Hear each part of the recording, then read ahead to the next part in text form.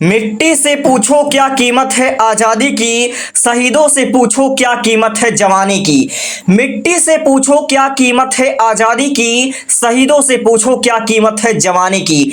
जो तिरंगा आज शान से लहराता है आसमान में, उसमें रंग है भगत सिंह की कुर्बानी की और नेताजी सुभाष चंद्र बोस की जवानी की। जय हिंद। आदरणीय शिक्षकगण और मेरे प्यारे साथियों, इस महान स्वतंत्रता की कहानी में ऐसे ऐसे नाम हैं जो आज भी भारत की युवाओं के भीतर आग पैदा करता है। और मैं आपको तीन ऐसी महान हस्तियों के बारे में बताने आया हूं जिनके बारे में सुनकर शायद आपके अंदर भी आग पैदा हो जाए। पहले थे भगत सिंह।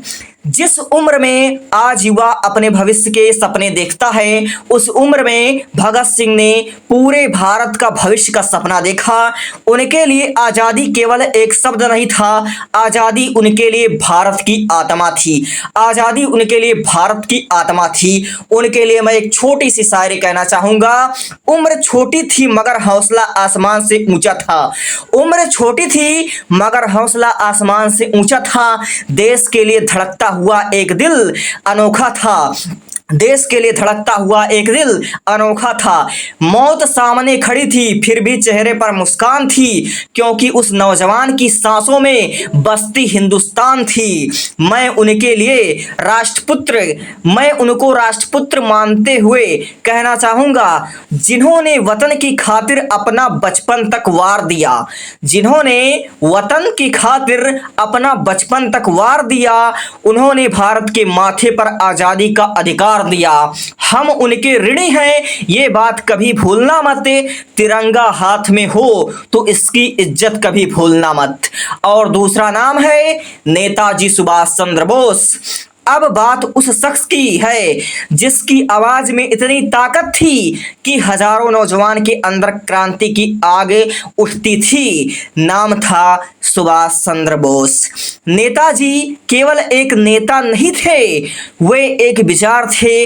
उनकी आवाज ने देश के युवाओं में जोश भर दिया। उनके लिए दो पंक्तियां मैं कहना चाहूंगा।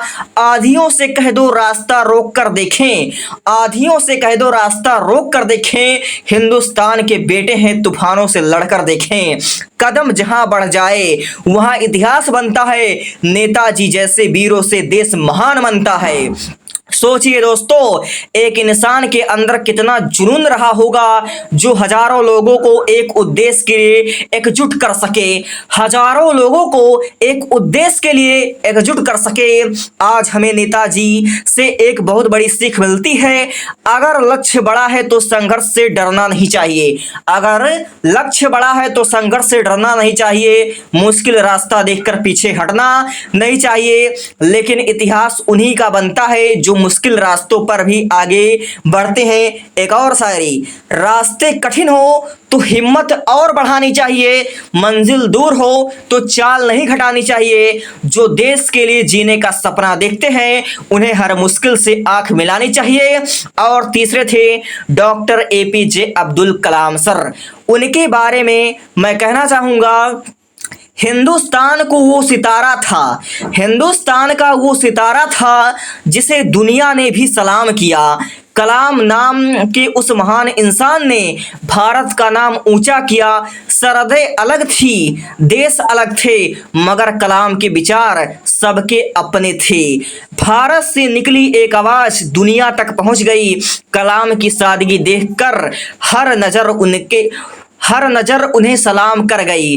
वो हिंदुस्तान की पहचान बने, दुनिया के लिए मिसाल बने। जहां भी गए कलाम साहब सम्मान के हकदार बने।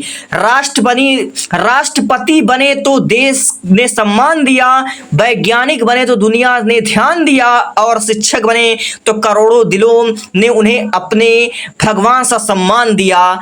कलाम की कलम चली तो सपने जाग उठे, उनकी आवाज गूंजी तो युवा आगे बढ़ उठे। भारत के इस महान सपूत को देखकर दुनिया के बड़े बड़े मंच भी गर्व से झुक उठे।